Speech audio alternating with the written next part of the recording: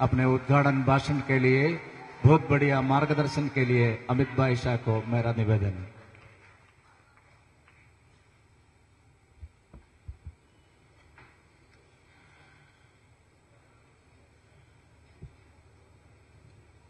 थोड़ा आगे आ जाइए तो मालूम आप ही सोना जी मुझे मालूम। प्रसंगम श्री जॉर्ज कुര്യन बीजेपी देशीय निर्वाहक समिति अंगम परिभाषापड़ता। मंच पर उपस्थित भारतीय जनता पार्टी के अध्यक्ष Shri V Muralidhar Rao, Shri O Rajagopal ji, P K Krishnadas जी, सी के पद्मनाभ भैया जी, पी एस और बाकी सब उपस्थित कार्यकर्ता भाई और बहनों, सबसे पहले मैं आप लोगों को अध्यक्ष बनने के बाद मेरे प्रथम केरल आगमन पर हृदयपूर्वक ओणम की शुभकामनाएं देता हूं। വേദിയിൽ ഉപവിഷ്ടരായിരിക്കുന്ന बीजेपी मित्रों, आज ही आने के बाद प्रदेश की टीम के साथ, प्रदेश की कार्यकारिणी के साथ बैठना हुआ और केरल के संगठन के बारे में बिल्कुल बारीकियों से छोटी छोटी चीजों की इंफॉर्मेशन भी मिली है, क्षतियां भी ध्यान में आई है और जो केरल के संगठन की स्ट्रेंथ है वो भी ध्यान में आई है। പ്രിയമുള്ളവരെ, ഇന്ന് കേരളത്തിൽ വന്നതിന് ശേഷം കേരളത്തിലെ ഭാരതീയ ജനതാ പാർട്ടി आज यहां आने के साथ ही दोपहर को कुन्नूर जिले के अपने विचार परिवार के कार्यकर्ता भाई मनोज के हत्या के भी दुखद समाचार मिले हैं। मैं इस हत्या की घोर भर्त्सना करता हूं और ईश्वर से प्रार्थना करता हूं कि इस कायरतापूर्ण हमले के कारण भाई मनोज की जो जान गई है उनकी आत्मा को ईश्वर शांति दे।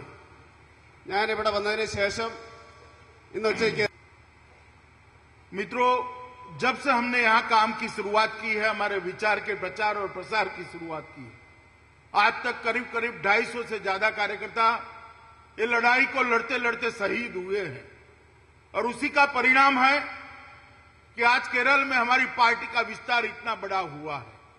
त्योहार के इन दिनों में हर गांव से मान लीजिए एक प्रतिनिधि पूरा एक लघु केरल मेरे सामने उपस्थित हुआ है, वो देखकर आनंद होता है। ഏതാണ്ട് ഭാരതീയ ജനതാ പാർട്ടിയുടെ जिन लोगों ने ये हत्या का सिलसिला शुरू रखा है उनके खिलाफ भारतीय जनता पार्टी कानूनी अदालतों में और जनता के दरबार में दोनों जगह अपनी लड़ाई मक्कमता से लड़ेगी और अपने विचार को हिंसा के आधार पर दबाने का जो लोग प्रयास करते हैं उनको हम हमारे कार्य का और विस्तार कर जवाब देंगे। തീർച്ചയായിട്ടും ഭാരതീയ ജനതാ പാർട്ടി मित्रों, केरल राज्य बहुत संभावनाओं वाला राज्य है। सबसे कम जन्म का दर यहां पर है, साक्षरता देश में सबसे ज्यादा है, आयुष्य की सीमा, औसतन आयुष्य की सीमा सबसे ज्यादा है। यहां पर मिर्च, रबर, नारियल, चाय, कॉफी और मिर्च मसालों की बहुत बड़ी संभावनाएं पड़ी हैं। സുഹൃത്തുക്കളെ, सुंदरता से भरे प्रदेश में जो टूरिज्म की संभावना है वो भी बहुत बड़ी मात्रा में है, मगर दुर्भाग्यपूर्ण बात है कि यहां पर यूडीएफ और एलडीएफ के बारिश से आए शासन ने केरला को आगे ले जाने की बजाय और पीछे धकेला है। തീർച്ചയായിട്ടും संगठनों ने केरला के अंदर वोट बैंक की पॉलिटिक्स कर कर धर्मांधता को खुली छूट दी है। ഈ രണ്ട് മുന്നണികളും കേരളത്തില് വോട്ട് अगर देश के कोई हिस्से में समाचार पहुंचते हैं तो बड़ा आश्चर्य होता है कि कांग्रेस जैसी पुरानी पार्टी मुस्लिम लीग के साथ केरला में सत्ता पर बैठी है। ഈ കോൺഗ്രസിനെ പോലെയുള്ള एलडीएफ सत्ता पर होता है तब आतंकियों के सरगना मदनी के लिए विधानसभा सर्वानुमत से प्रस्ताव पारित करती है कि उनको छोड़ दिया जाए।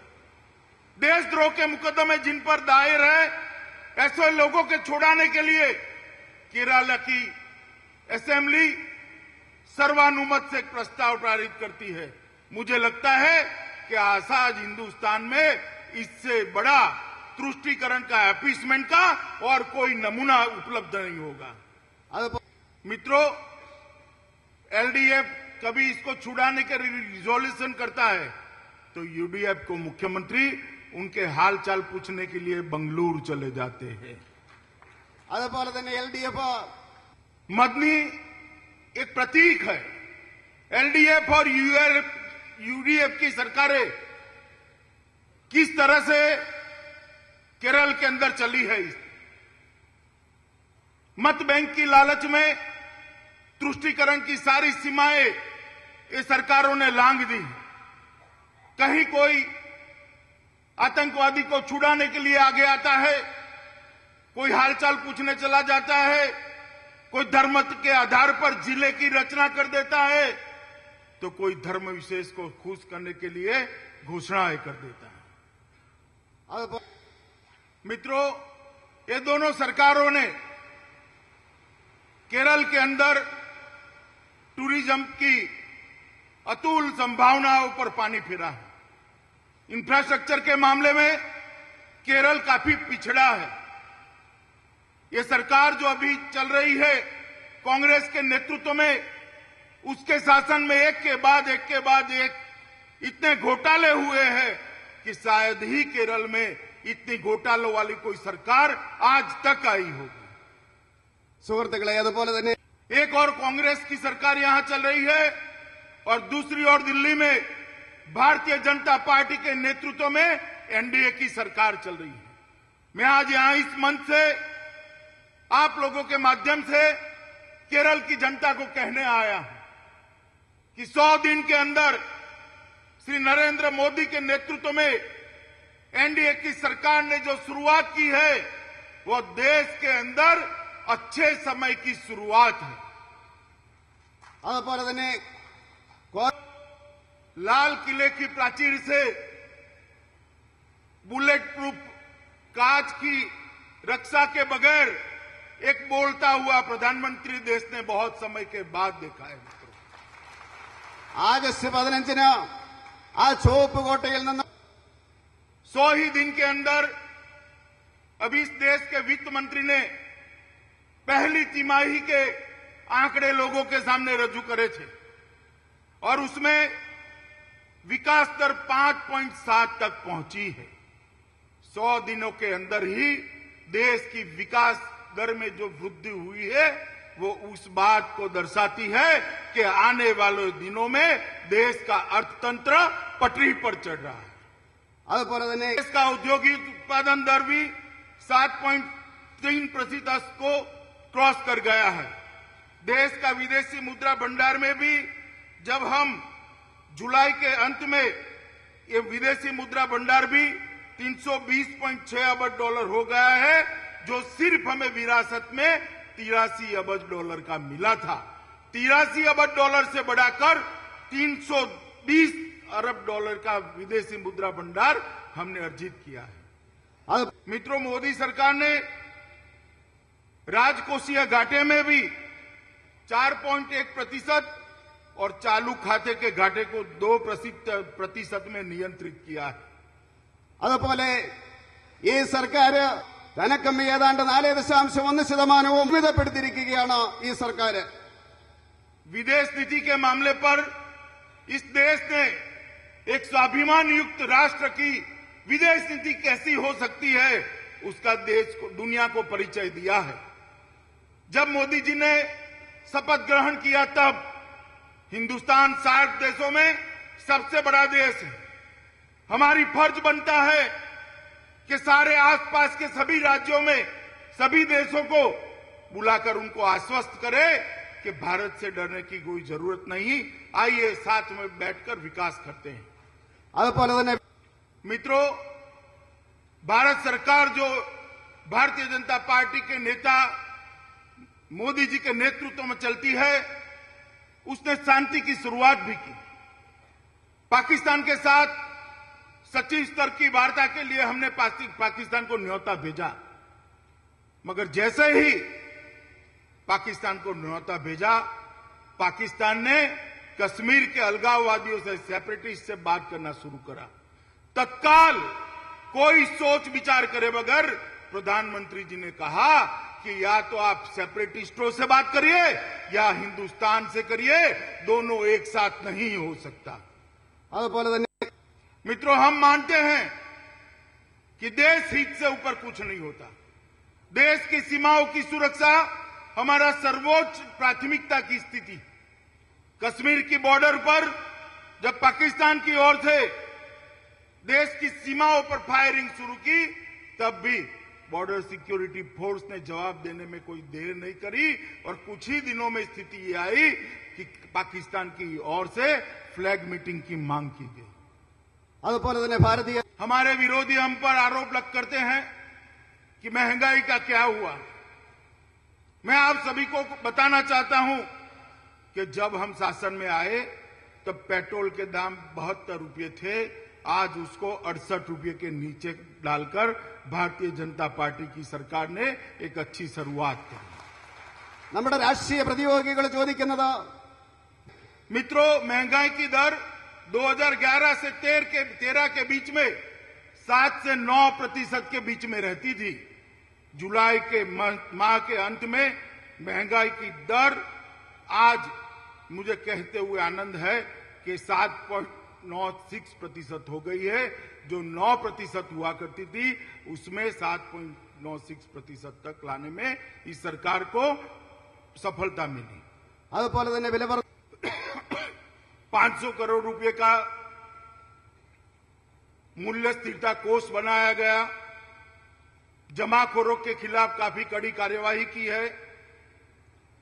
50 लाख टन अतिरिक्त चावल लोगों के बीच में डाला गया है। खुले बाजार के अंदर अनाज के गोदाम खोलकर उपलब्धता बढ़ाई गई है। आलू और प्याज के निर्यात पर कड़ाई की गई है और फलों और सब्जियों को एपीएमसी एक्ट के बाहर कर भारत सरकार ने खाने पीने की चीजों पर काफी हद तक महंगाई पे काबू पाने में सफलता पाई है। मित्रों, यूपीए की सरकार जब देश में शासन में आई थी 2004 में, तब उनकी कैबिनेट ने सबसे पहला काम किया था, पोटा को निरस्त कर दिया था। टेररिज्म को काबू में लेने के लिए जो सख्त कानून भारतीय जनता पार्टी की सरकार ने बनाया था, उसको निरस्त किया था। और भारतीय जनता पार्टी की मोदी सरकार जब शासन में पहली बार आई तो उसने पहला काम क्या किया? उसने पहला काम ये किया कि काले धन के लिए एसआईटी का गठन किया। काला धन जिनका विदेशों में पड़ा है उसको पकड़कर वापस लाने के लिए एक एसआईटी का गठन करने का काम एनडीए सरकार ने किया। यही बताता है कि यूपीए सरकार की दिशा क्या थी? एपीसमेंट के लिए टेररिज्म को रोकने वाले कानून हटाना। और एनडीए सरकार की दिशा क्या है? देश को लूटकर जो भ्रष्टाचारी पैसा बाहर ले गए उसको वापस लाने के लिए एसआईटी का गठन करना। मित्रों, वैसे तो बहुत सारी लंबी सूची है। एक पुस्तिका केरल बीजेपी यूनिट ने बनाई, आप सबको मिल जाएगी। मगर 3 बातों पर मैं विशेष जिक्र करना चाहता हूं। एक तो प्रधानमंत्री जन धन योजना। इस योजना के तहत लक्ष्यांक रखा गया है कि देश के हर परिवार में कम से कम 2 लोगों का बैंक अकाउंट होगा। देश के अर्थतंत्र में गरीब से गरीब व्यक्ति को इसका हिस्सेदार बनाया जाएगा और जो वो बैंक अकाउंट खोलेगा उसको 1 लाख रुपए के अकस्मात बीमा की फायदा मिलेगा और जो कुछ समय के अंदर खोलेगा उसको भी 30,000 का बीमारियों के बीमे का भी फायदा मिलेगा। दूसरी बात, ब्रिक्स बैंक की स्थापना। दुनिया के व्यापार में हमारा हिस्सा बढ़ाने के लिए ब्रिक्स के देश एक साथ आकर ब्रिक्स बैंक की स्थापना का निर्णय किया है। उसमें हमारे प्रधानमंत्री जी का और भारत का अहम रोल है और पहला चेयरमैन इस ब्रिक्स बैंक का हम सबको गौरव होना चाहिए मित्रों कि पहला चेयरमैन ब्रिक्स बैंक का भारतीय बनेगा। ये निर्णय भारत सरकार ब्रिक्स सम्मेलन में करा पाई। और तीसरा काम है WTO के अंदर भारत के किसानों के हित के विरुद्ध हस्ताक्षर करने से भारत ने मना कर दिया। जब यूपीए की सरकार थी तब वो लोग एक समझौता कर आए थे जिस समझौते के तहत भारत की सरकारें, केंद्र सरकार और राज्य सरकारें सहाय वाले मूल्य से किसान से अपनी उपज, अपना धान खरीद नहीं कर पाती। जब भारतीय जनता पार्टी की सरकार बनी और उस हस्ताक्षर की अनुमोदना का सवाल आया, भारत की सरकार ने, मोदी जी की सरकार ने, भाजपा की सरकार ने फैसला लिया कि हम ऐसे हस्ताक्षर नहीं कर सकते जो हिंदुस्तान के किसान के हितों के खिलाफ।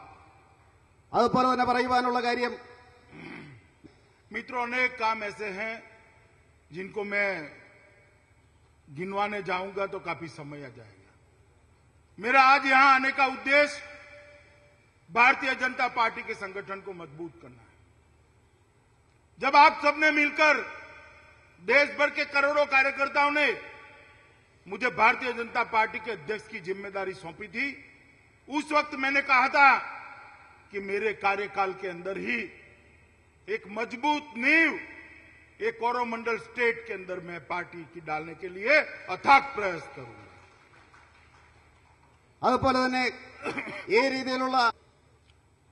इन जिन राज्यों में पार्टी को मजबूत करना है उसमें असम, पश्चिम बंगाल, ओडिशा, आंध्र, तेलंगाना, तमिलनाडु और केरल भी उसमें आता है, जहां भारतीय जनता पार्टी को मजबूत कर एक मजबूत पार्टी बनाना है। ഈ പ്രദേശങ്ങളെന്ന് പറയുന്നത് ആസാമും പശ്ചിമ ബംഗാളും അതുപോലെ തന്നെ ഒറീസയും തെലങ്കാനയും അതുപോലെ मित्रों, मैंने आज जो जायजा लिया है, जो परिचय लिया है संगठन के काम का, मुझे भरोसा है अगर भारतीय जनता पार्टी के कार्यकर्ता इस सदस्यता अभियान को लोगों के बीच में ले जाए और युवाओं के बीच में ले जाए और हर जाति का प्रतिनिधित्व अगर भारतीय जनता पार्टी करती है तो आने वाले दिनों में यही केरल राज्य से सभी की सभी सीट जीतकर भारतीय जनता पार्टी की सरकार बन सकती है। केरल यूनिट ने तय करना पड़ेगा कि आने वाले दिनों में पंचायत से पार्लियामेंट तक एक भी चुनाव भारतीय जनता पार्टी नहीं छोड़ेगी। हर चुनाव में भारतीय जनता पार्टी हिस्सा लेगी, हर चुनाव को लड़ेगी। 1 नवंबर से भारतीय जनता पार्टी की सदस्यता चालू होती। मैं मानता हूं कि भारतीय जनता पार्टी के यहां बैठा हुआ कार्यकर्ता केरल के कोने कोने में फैल जाए, घर घर में जाए, जाति जाति में जाए, गांव गांव में जाए और भारतीय जनता पार्टी का, नरेंद्र मोदी का दूत बनकर केरल की जनता को भारतीय जनता पार्टी के साथ जोड़ने का काम करे।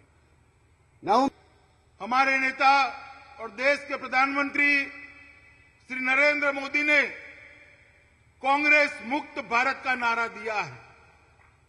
भारत को कांग्रेस से मुक्त कराना है, मगर वो तब तक संभव नहीं जब तक केरल में से आप कांग्रेस की छुट्टी नहीं कर देते। നമ്മുടെ പ്രധാനമന്ത്രി इस बार इसकी शुभ शुरुआत तिरुवनंतपुरम के म्युनिसिपल कॉरपोरेशन के चुनाव से होने जा रही है। मैंने आंकड़े देखे हैं, 100 में से 65 वार्ड में भारतीय जनता पार्टी को बहुमत मिला है। ये म्युनिसिपल कॉरपोरेशन के चुनाव को, स्थानीय इकाई के चुनाव को भारतीय जनता पार्टी का कार्यकर्ता गंभीरता से ले और भारतीय जनता पार्टी के केरल में विजय की शुरुआत करे। അതുപോലെ തന്നെ ഞാൻ പറയും, मित्रों, इस चुनाव में तो केंद्र में जो सरकार बनी उसमें से केरल में से एक भी सांसद नहीं आया, मगर मैं चाहता हूं कि 2019 में जो सरकार बने उसका फाउंडेशन, उसकी नींव केरल भारतीय जनता पार्टी केरल से डाले। സുഹൃത്തുക്കളെ, ഈ തെരഞ്ഞെടുപ്പില് मित्रों, आने वाले दिनों में केरल भारतीय जनता पार्टी के विकास की एक ब्लूप्रिंट बन रही है। उसको कार्यकर्ताओं के समर्थन के बगैर, आपके परिश्रम के बगैर सफलता तक पहुंचाना नामुमकिन है। आपके अध्यक्ष के नाते मैं अनुरोध करना चाहता हूं कि आइए हम सब साथ में मिले और केरल में एक मजबूत भारतीय जनता पार्टी बनाए।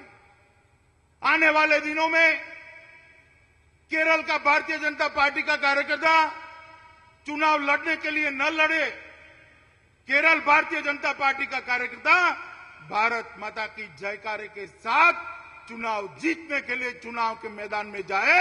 ये दमखम के साथ जाना है।